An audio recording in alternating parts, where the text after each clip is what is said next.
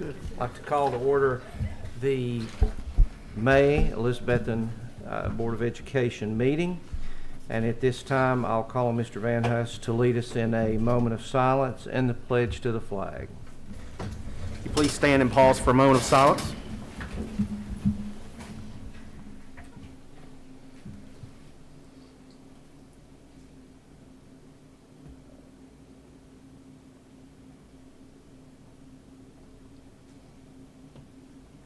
Thank you.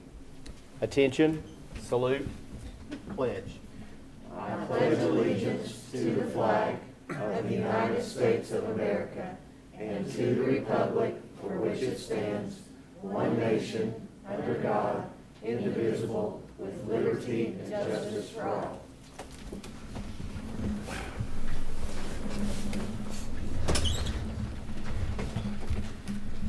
At this time, it's time to approve the consent and regular agenda. Do I have a motion to approve? Make a motion to approve the consent regular agenda. Okay, and a second? Second. Second. Okay, any questions about anything or any moves or anything? All right, all those in favor of approving the consent and regular agenda, please say aye. Aye. Any opposed? Okay, now it's time for citizens to speak. We didn't have anyone request to do that for tonight. And at this time, we will have a special recognition of the CER Curriculum Review Team. And I think, Dr. Newman, you're going to take care of that. Hello, and thank you for allowing me to do this tonight. I first want to tell you a little bit about what the CER stands for and what it is. It stands for Curriculum or Comprehensive Educational Resources. It is an educational consortium that currently serves 24 school districts in Northeast Tennessee and across the state. CER is a collaboration between these 24 districts and the Niswonger Foundation that reaches approximately 116,000 students. The mission of CER is to improve student achievement by providing the following key elements: common benchmark assessments, reporting, pacing guides, data analysis, teacher-created resources, and collaboration across our region. CER is governed by the superintendents of each participating district. A steering committee comprised of one member of each participating district provides guidance and support. The day-to-day operations are conducted by the director, Dr. Mia Hyde. So over this year, this is the first year we've had the CER, and this year we had asked around 200 teachers to serve on 40 curriculum teams. And these teachers work together through kindergarten through high school for LEA, math, science, and social studies. The math, science, and social studies teams began working in the summer of 2020 and have continued throughout the 2020-21 school year to create and review materials for the consortium. And the materials are housed on the consortium website for the teachers in our region that participate in the consortium to have access to. So it's materials that are vetted by our teachers and aligned to the state standards. So we'd like to recognize our teachers that served on this committee. They've worked hard this year and have reviewed and created lots of materials. So when I call your name, if you don't mind to come up so that we can recognize you. Laura Blevins. And Laura was fifth grade math. Amanda Ryder. Amanda, did you do science or social studies? Social studies. Kendra Klein is not able to be with us tonight, but she did, I think, math at the middle school level. Janie White is not able to be with us, and she did social studies. Lindsay Cocker, she's not here as well. She did math at the middle school level. Matt Fox, he did science, I think, at the middle school level. Kristen Waite, and you did social studies at the middle school level. Brennan Trent, she did math at the high school level. Denise Hilton, and that was science, biology. And Brandy McLeod, and she did U.S. history at the high school, and she's not here tonight. And so we appreciate all the work you did. I know that was a lot of work. And I think we had 1 or 2 people to serve as chairs of those. Amanda, did you do that? And was there someone else? Kristen. So they were responsible for making sure their team worked together and had all the materials they needed. So we appreciated that hard work. It was very hard, I know, especially during this year. Yes, thank you.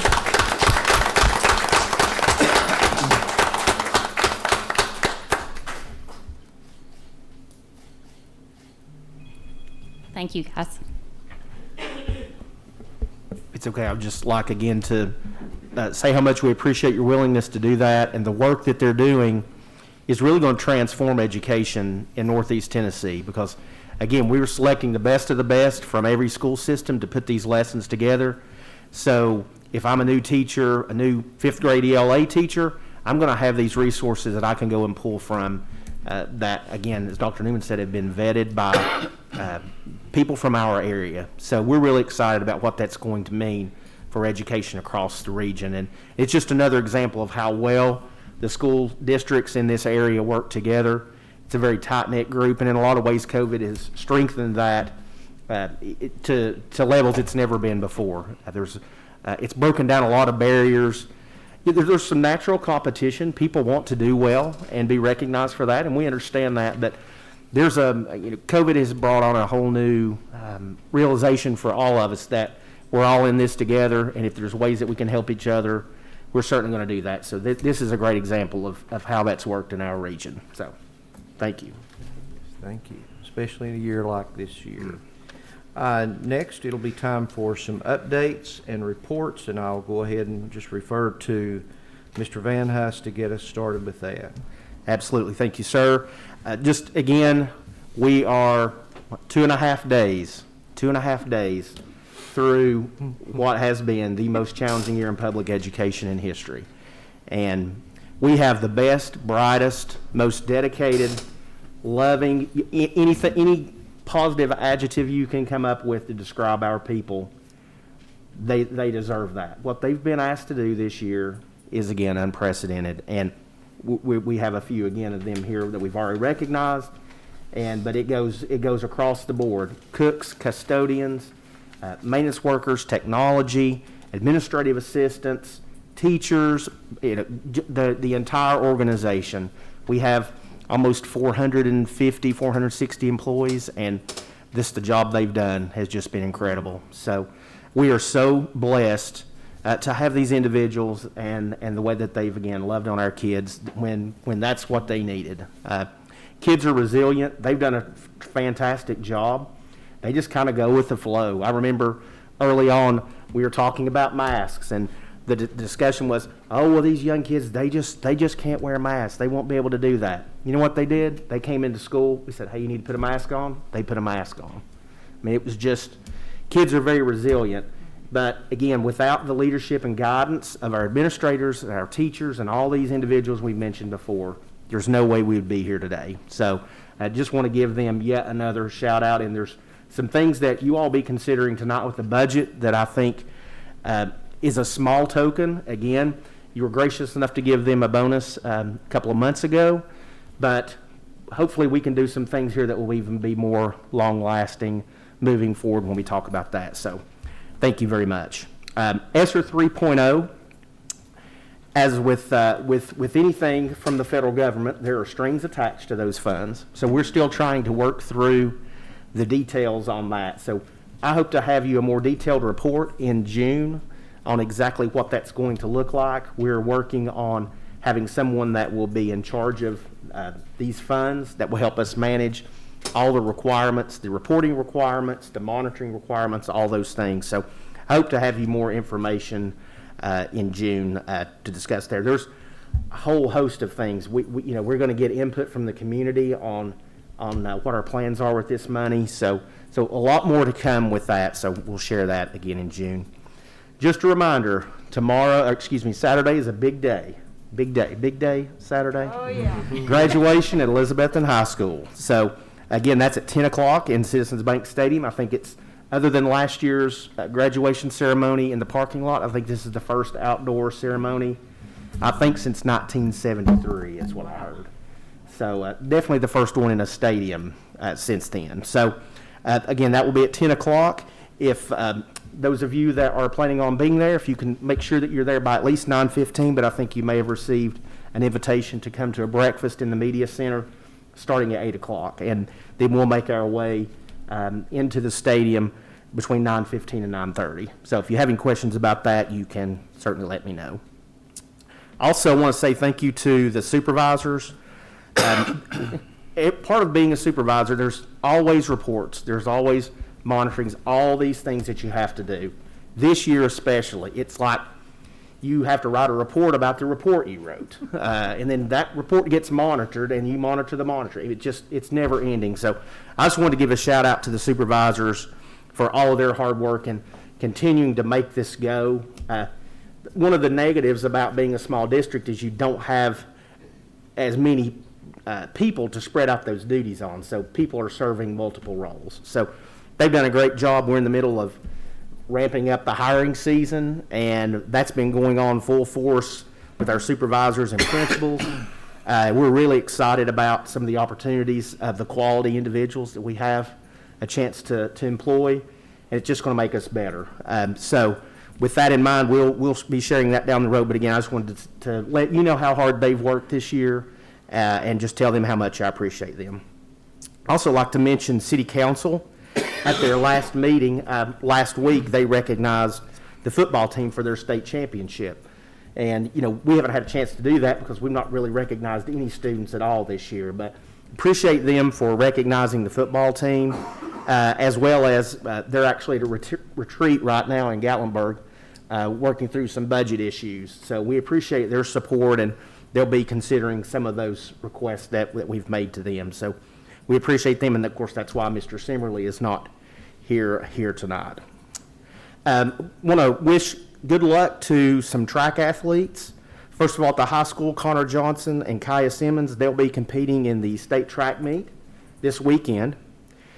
And I think for the first time, Mr. Barry, you can correct me if I'm wrong, but we have 4 individuals that have qualified for the middle school state track meet. And they are Brock Stewart, Lily Harden, Jeriah Norris, is that right? Jeriah Norris, and Liliana Nave. So the first time we've ever had anyone qualify for that. So we want to wish them well, and I think that takes place this weekend as well. Also would like to mention our softball team at the high school. They play tomorrow night at 5:30 against Gibbs High School in a sectional game. So they're one game away from the state tournament, and they've had a tremendous season. And I know that Mr. O'Quinn and I really don't care about who wins that game, but that's a lie. That's a lie. We both have daughters that are on that team, and we're very proud of the effort that those girls and the coaching staff, what they've done this year. So we want to wish them well also. So again, we'll be talking about the budget in a moment. I'm looking forward to having that discussion with you and a chance to do some things that were probably unprecedented here, at least in the last quarter century. So we'll talk about that. The last thing I'd like to do, I've asked Dr. Newman to maybe kind of give you a brief update on summer school, how the planning's coming on that. A tremendous amount of work has gone into that. That's just one of those things I was referencing before. In the last month, Dr. Newman and her group of individuals that she'll talk about have completely put together a summer school plan. So just imagine that, all the work that went into that. And we've been able to secure quality teachers to provide that instruction over the summer. So if Dr. Newman, if you don't mind to come up and share a little bit with that, I'd appreciate it. So there's nothing like ending a school year and starting another one within a week.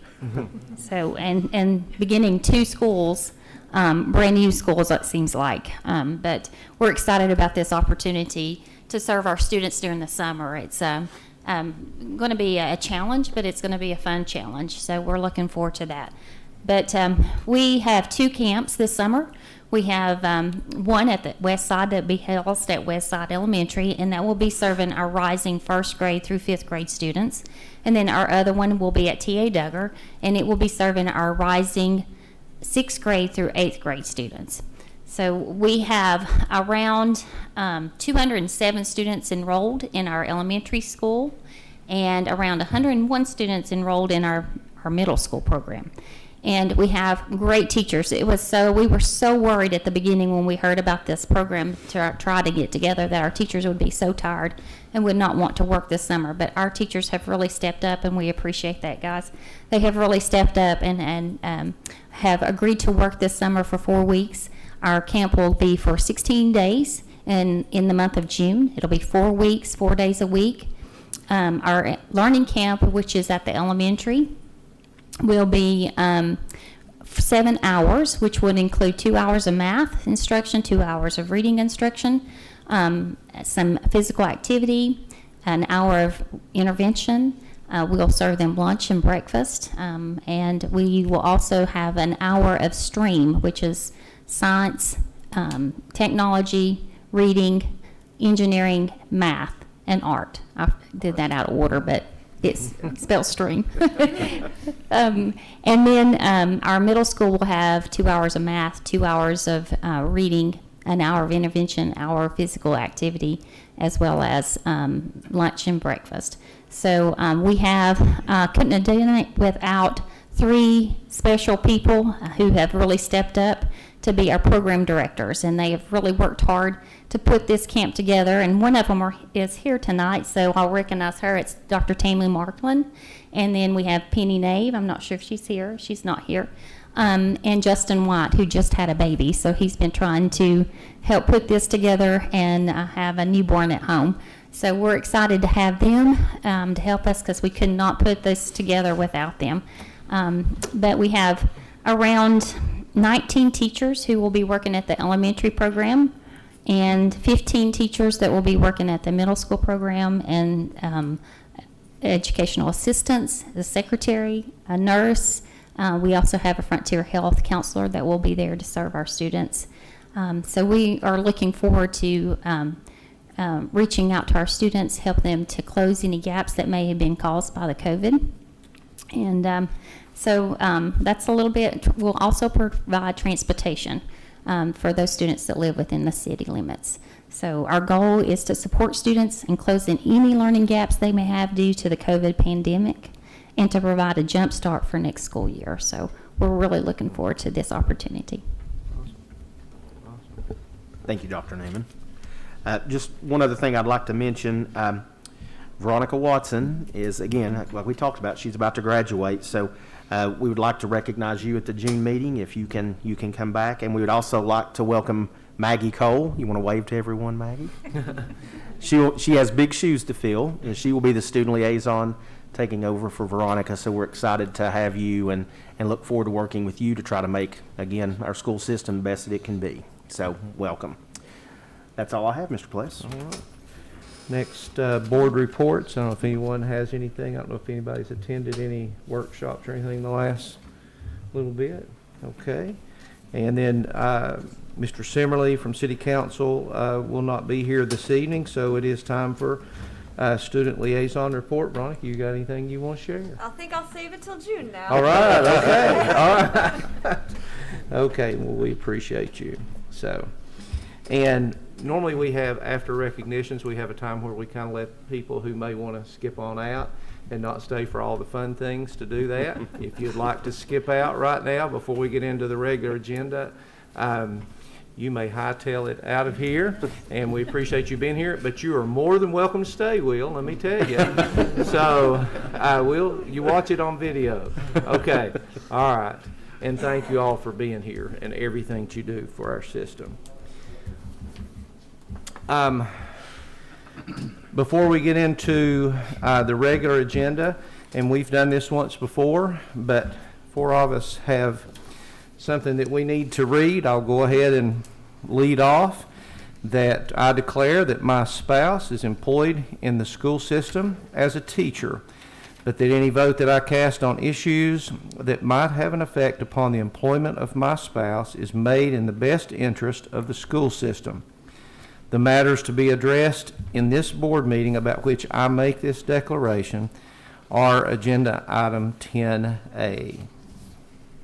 Okay. All right, here we go again with the lengthy one. I declare that my wife, sister, nephew, and brother-in-law are all employed in the school system as teachers, but that any vote that I cast on issues that might have an effect upon the employment of my family members is made in the best interest of the school system. The matters to be addressed in the board meeting about which I make this declaration are the following. Agenda item 10A. I declare that my sister is employed in the school system as a teacher, but that any vote that I cast on issues that might have an effect upon the employment of my sister is made in the best interest of the school system. The matters to be addressed in this board meeting about which I make this declaration are the following. Agenda item 10A. I declare that my spouse is employed in the school system as a school nutrition employee, and that any vote that I cast on issues that might have an effect upon the employment of my spouse is made in the best interest of the school system. The matters to be addressed in this board meeting about which I make this declaration are the following. Agenda item 10A. All right. It's time to move on then into the regular agenda. First item of agenda is to approve the Elizabethton City Schools budget for the 2021-2022 fiscal year. Do I have a motion to approve? Motion to approve. And a second? Second. Okay. And I will let Mr. Van Huss kind of lead the way here. You just want to vote? I'm sorry, just kidding, just kidding, just kidding. I'm ready. If you'll look in your information, you should have a budget information packet that Ms. Wilson put together for you. I want to call your attention to, it's all important, but Ms. Wilson's put together a few pages that I think will kind of summarize the key points to this budget. Some of them we have talked about. Some of them we maybe haven't, so I just want to highlight a few of those. So if you turn to page 2, it says 2021-2022 budget at a glance. And there are a few things that I want to point out there to you. Again, remember this budget is based off our BEP estimate in April. So there's always a chance that may increase or decrease as we get into the months of June and July. But we feel good about the budget that we have set forth with the information that we have. You can see several items there talking about the different retirement rates and what those look to be as we move forward. The third bullet there, all certified and classified staff members will receive a step increase if they're eligible, and an increase of 3% on base salaries has been budgeted. So the key takeaway here is there will be no employee that won't receive at least a 3% raise. Some may receive more, some, but no one less than 3%, okay?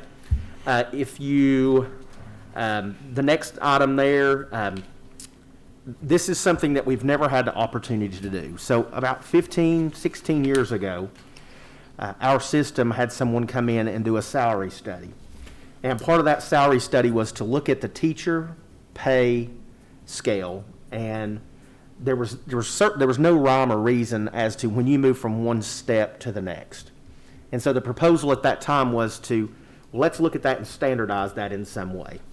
And so if you want to flip over to page 5, I believe it is, this is the document that I'm referring to, okay? And there's a couple things I want to point out on this.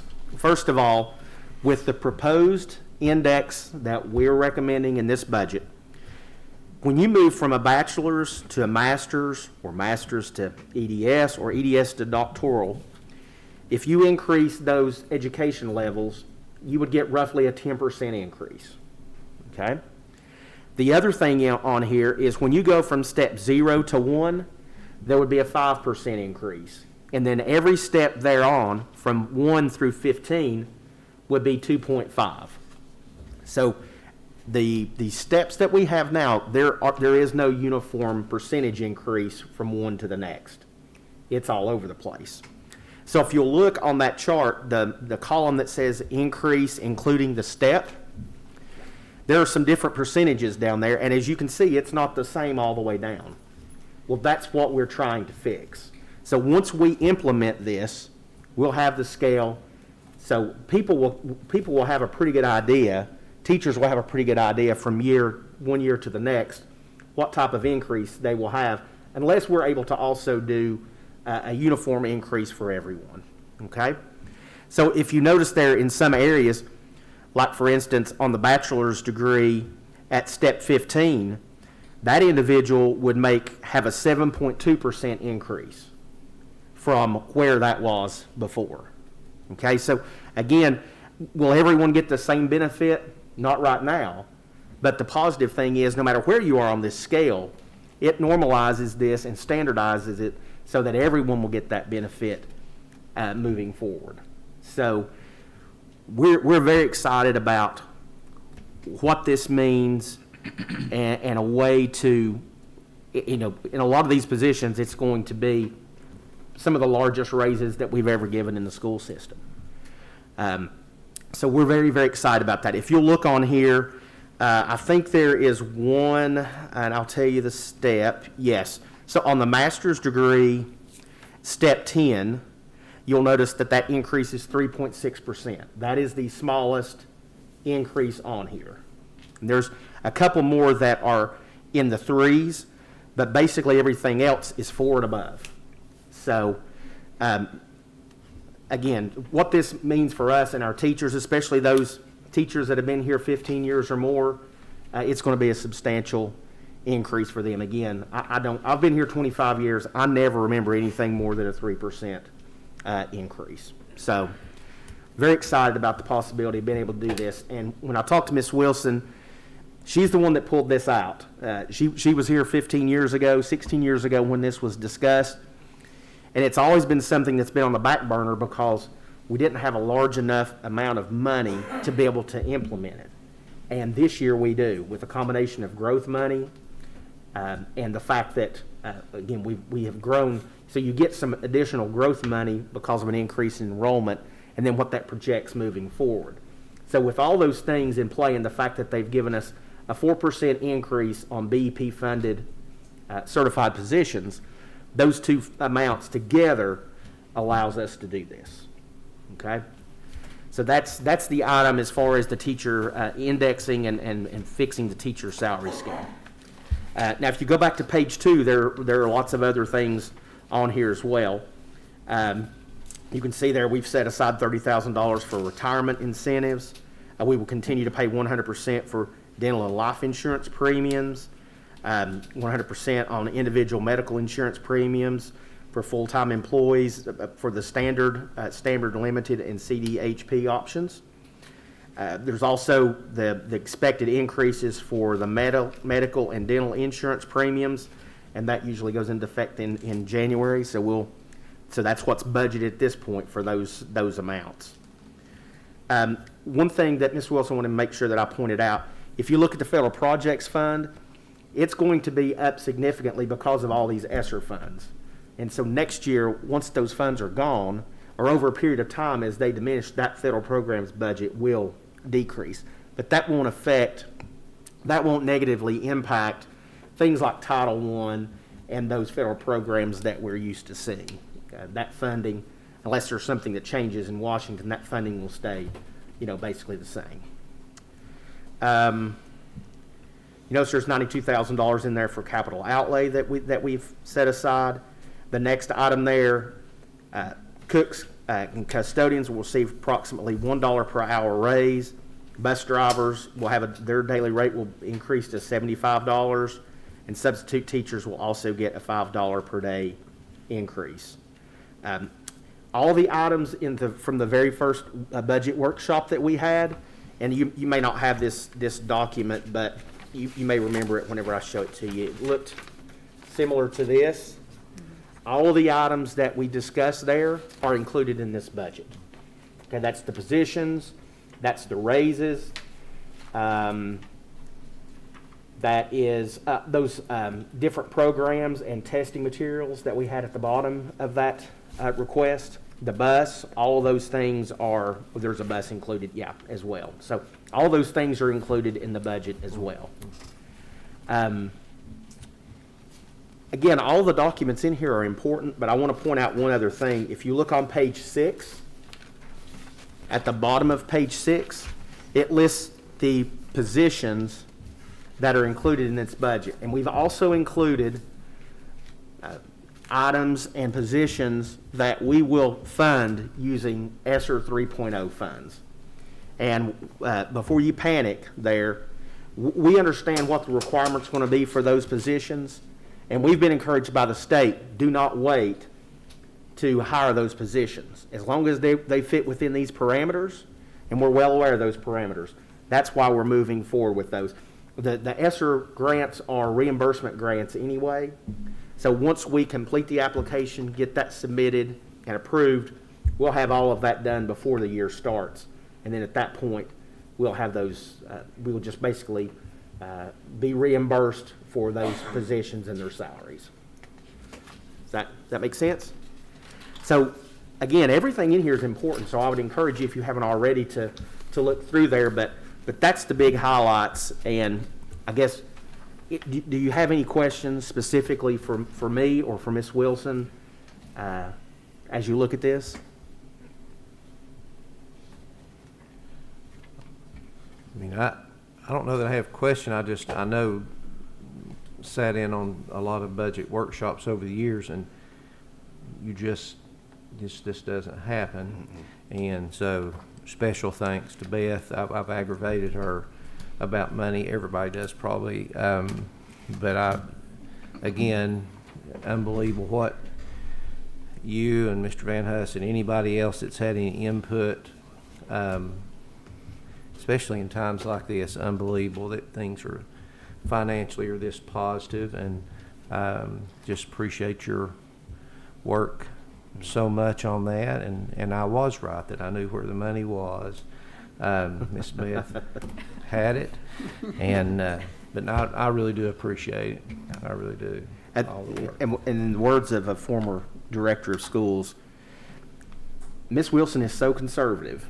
Okay, so you can, if she feels comfortable moving forward with this, you can rest assured that we're in a good position to do that. And we appreciate her conservativeness. Is that a word? Yeah.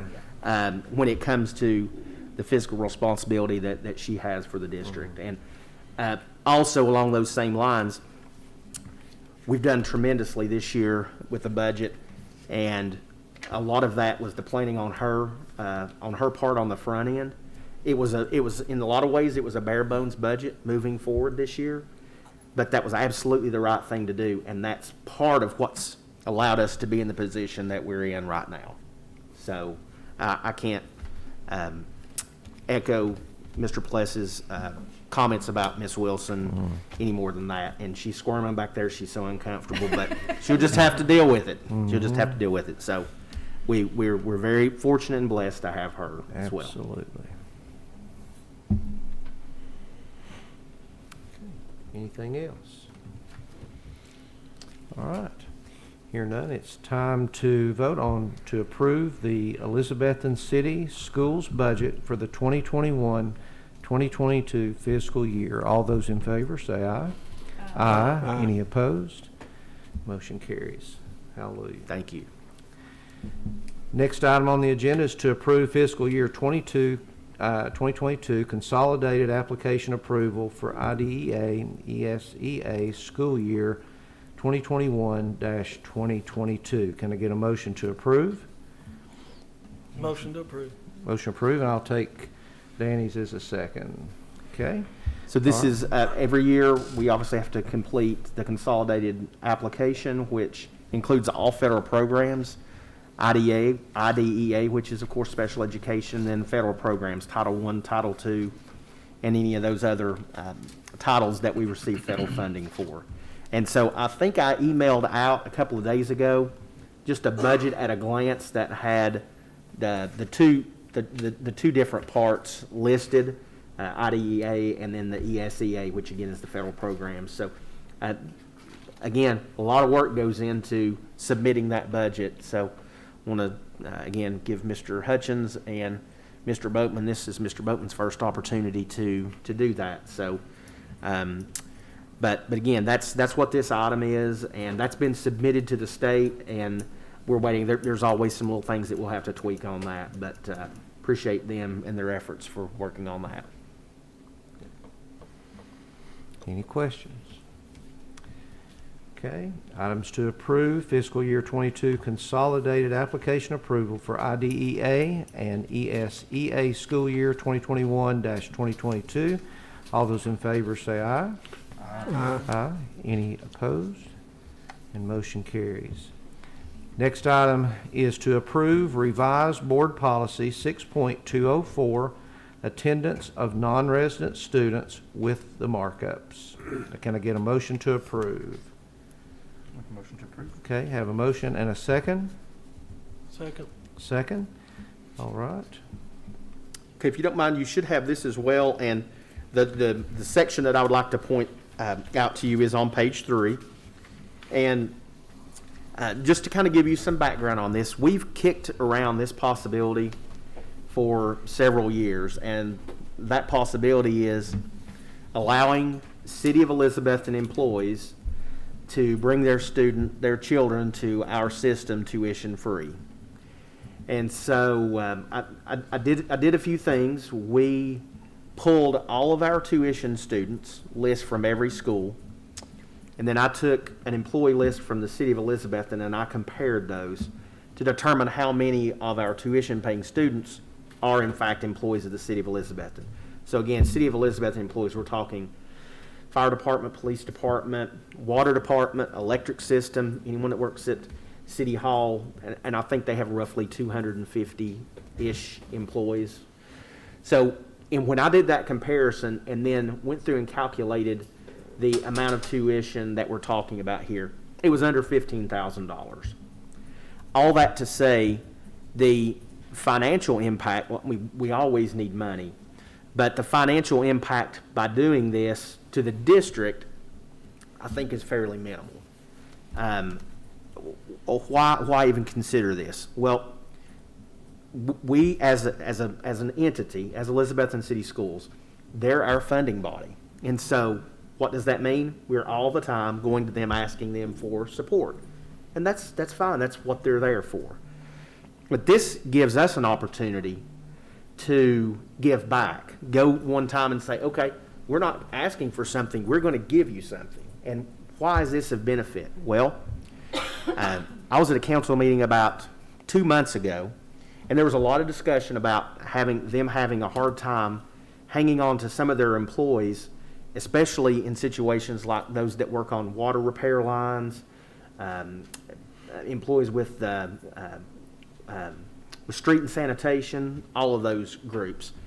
So that kind of brought that idea back up in my mind. Well, if we're able to do this for those employees, that may be a hiring and basically a retention plus for the city. If you have a student that goes to an elementary school and they're paying $800 tuition, if we do this, essentially that city employee just received an $800 raise. So it's a way for us to give back. It's minimal impact, but I think it's a goodwill gesture to the city that we understand. We heard that you're having problems holding on to some of these employees. We train them, and then what do? They go to another entity where they can make more money. And that's understandable. So if we can do something to try to help them retain their employees, I think that's a good thing. So that's the nature, that's the thought process behind this.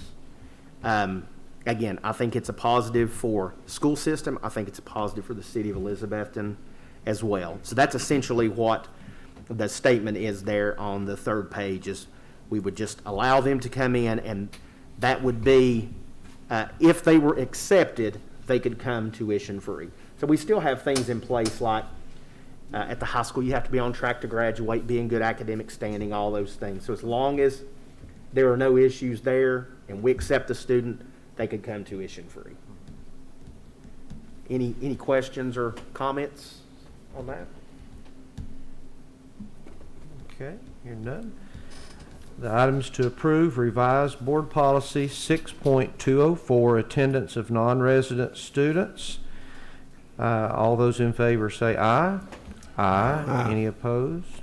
All right, motion carries. Next item to approve ratification for the creation of an additional Typhoon's coach position for the community involvement program at EHS. Can I get a motion to approve? Motion to approve. Okay, I have a motion. Do I have a second? Second. Second. All right. You want to explain? Sure. I knew Forrest was here earlier. Yes, Coach Holt's Okay. here, and so he may want to share a little information with you. I'll just tell you, in case you don't know, the Typhoons program is a youth swim program that operates through the community involvement program.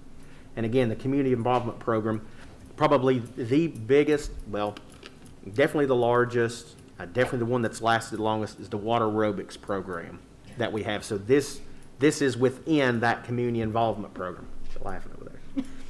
So all that to say, the way these programs are funded is it's self-funded through the fees that we charge individuals to participate. So I'll just start out by saying this position, again, would be paid that way. The system does not supplement that program other than the facility and things like that. So all the staffing comes straight from the community involvement budget, which again, those funds are generated from participants. So Coach Holt, do you want to share anything?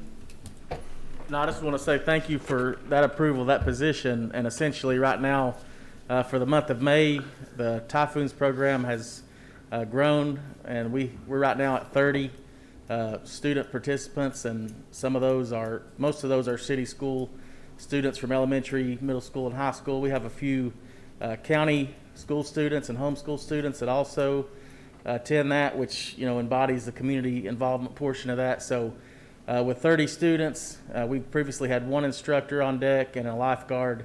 With 2 instructors and a lifeguard, this would allow for more individualized attention and differentiation of coaching from the different levels. So that's pretty much it. I appreciate it. All right, thank you. And more Hang tight there, supervision. yeah. More supervision This is never a next bad thing. Yeah. Okay. Any other questions or any questions? Okay. Item is to approve ratification for the creation of an additional Typhoons coach position for the community involvement program at EHS. All those in favor say aye. Aye. Any opposed?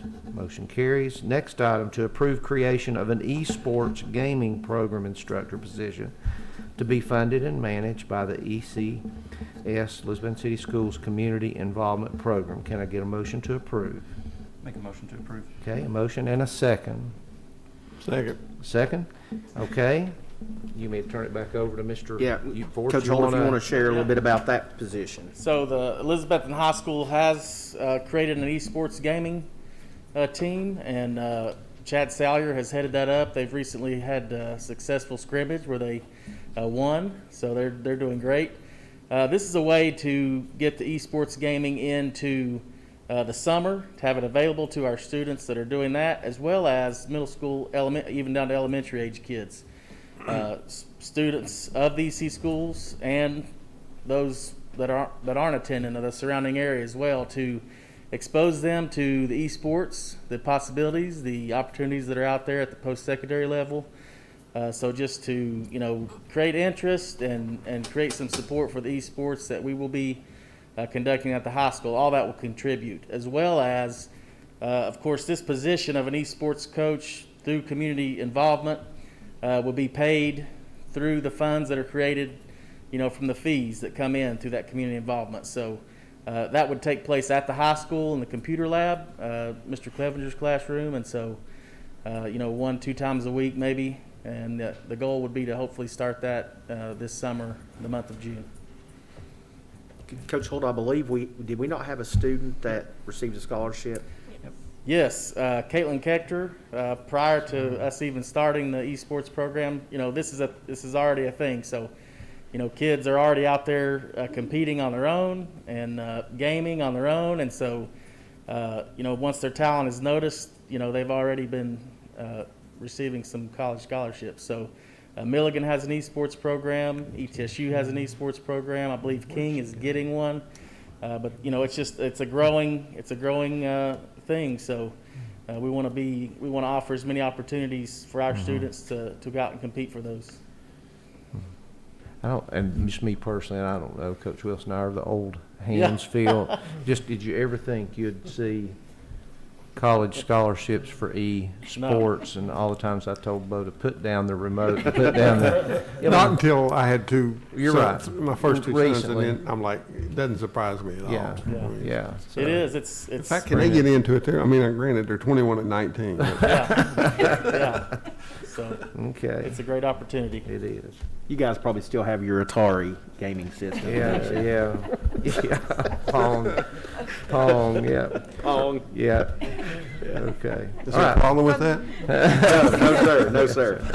I just want to say from the student perspective, I appreciate this being implemented because it's like you guys are saying, I'm the same way. It's kind of hard to believe that this is really a thing that's happening. And so the fact that we can jump on this so early and really kind of be a part of it will just be another one of these things at our school that can grow to be a really big part of it, just like our band, and something that we can be really proud of.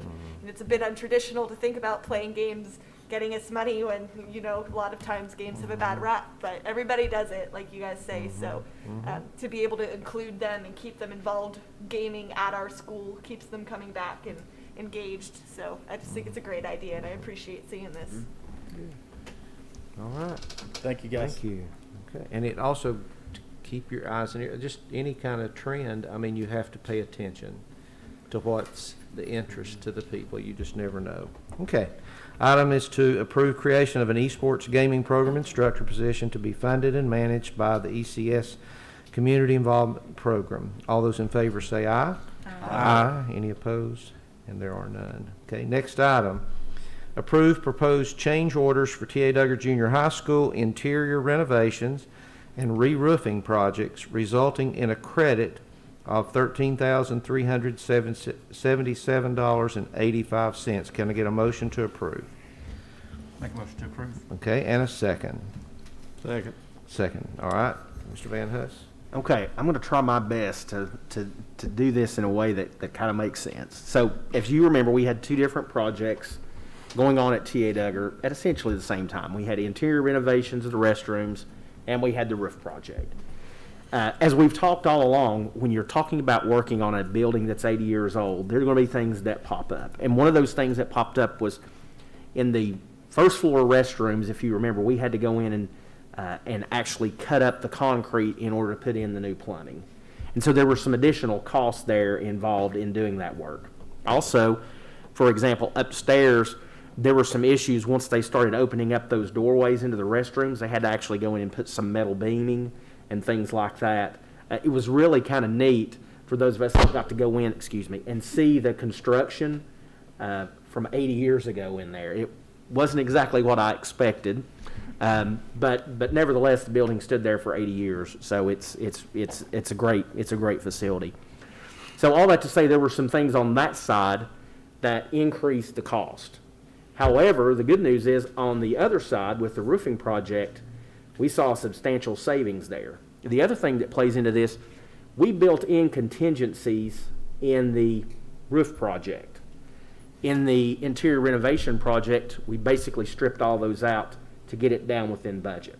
So essentially what we're doing is, to balance this out, we're using some of the contingency money that we had in the roof project to take care of the interior renovation. And at the end of all that, they're going to write us a check for $13,377.85. One other caveat to that, they've held back about $7,000. They're finishing up some work on the chimneys. The chimneys on that building were in pretty rough shape. So they held back $7,000 just in case they ran into anything there. So that final amount may be $20,377. So there's even a chance to get a little bit more. So this change order will take care of the interior renovation project, shore up this $13,000, and then they'll come back once everything is completed. They finish the chimney work. We'll have another change order where they credit us back anything else that's left. Does that make sense? Okay. So again, if you've not been down there, you need to go down and check out the restrooms. They're great. They've been a huge addition to the school. And the roof project's gone really, really well. We had a lot of contingency in there. We were afraid we would get into a lot of the decking that may be damaged, and that just didn't happen. So that's the main reason why we have such a large savings from the roof project. Questions for me on that? Okay. All right. Items to approve, proposed change orders for T.A. Duggar Junior High School interior renovations and re-roofing projects resulting in a credit of $13,377.85. All those in favor say aye. Aye. Any opposed? None. It carries. Next item, to approve the purchase of 42 Anywhere Cart AC-30-30 bay configurable charging carts. Who on earth? From Central Technologies in the total amount of $23,940 to be used in all schools for the storing of Chromebooks. Can I get a motion to approve? I'll make a motion to. Okay, motion approved. Get a second. Second. All right. Okay, in case you didn't remember this, we purchased 1,500 Chromebooks this year, and we have nowhere to store them. So we built into our way back ESSER 1.0 monies, we built in money to purchase these Chromebook carts. So that's how we will be paying for this purchase. They're part of the TIPS USA, which is one of those buying cooperatives. So it's already gone through the bid process and things like that through the TIPS. So that's essentially what this is. It's 42 carts that will spread out, and you can put 30 Chromebooks in each one, so you can do the math there roughly. We're up to around 1,200, and we still have back here in these big crates some Chromebooks that we've not used yet that we'll be able to replace any that rotate out this next year. So we feel good about that amount and how we're going to be able to shuffle those around. And we're doing some things right now. We're collecting all those. We're going to do some maintenance on those. We'll get these carts in, and then we'll be able to spread those out and have a good place to store those. And it comes with charging capabilities as well. Okay, any other questions or comments? Okay, item is to approve the purchase of 42 Anywhere Cart AC-30-30 bay configurable charging carts from Central Technologies, the total amount of $23,940 to be used in all schools for the storing of Chromebooks. All those in favor say aye. Aye. Any opposed? All right. Next item, to approve train proposal to replace rooftop units for Eastside and Westside Elementary Schools in the amount of $99,299. These units will be paid for using ESSER 2.0 funds. Can I get a motion to approve? Motion to approve. Motion approved and a second. Second. Second. All right. This is another item that will be paid for again using ESSER dollars. So this is 2.0. This was part of our original proposal to go in, and this will get to units at Eastside and Westside, all those rooftop units that need to be replaced. That will do this. This is part of the, I believe it's the U.S. Communities cooperative purchasing. So again, it's gone through the bid process and all that as well. So we'll take these units, replace those on those two schools, and then we're just not going to worry about Harold McCormick. No, just kidding. You awake back there, Mr. Wampler?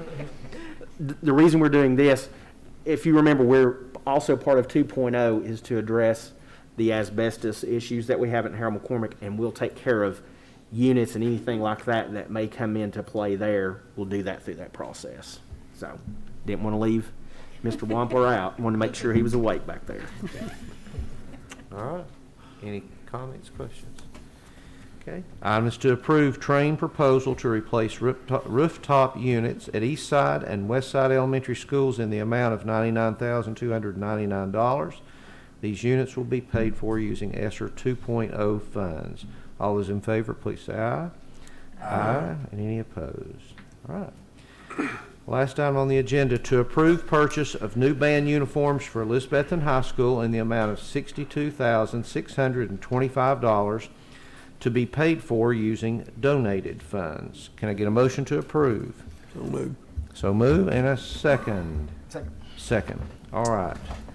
Okay, in case you didn't hear, we have hired a new band director, and Jonathan Valentine will be taking over for Mr. Elliott.